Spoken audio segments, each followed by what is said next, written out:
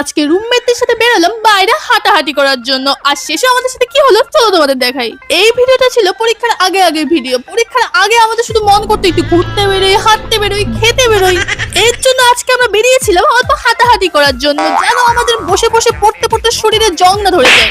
সেটা আলাদা ব্যাপার যে আমরা পড়ি কম আর যাই বেশি। আমাদের যাবার কথা ছিল নদীর পাড়ে অল্প হাওয়া খাওয়ার জন্য, কিন্তু আমরা ডাইরেকশনে হারিয়ে গিয়েছিলাম। ম্যাপ দেখেও আমরা বুঝতে পারছিলাম না যে আমরা কোন দিকে যাব, মানে আমরা দিকভ্রষ্ট হয়ে গিয়েছিলাম।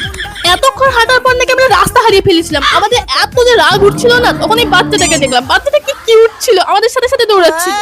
এরপর আমরা অল্প নদীর পাড়ে গিয়েছিলাম, কিন্তু ওখানে ভালো লাগছিল না বলে আমরা সাগর দিঘিতে এসে বসলাম লাস্ট অব্দি। আর আমরা ভুক্ষারের দল বাইরে বেরিয়েছি, কিছু না খেয়ে চলে যাবো সেটা তো আর হতে পারে না, তাই মোমো কিনলাম আমরা।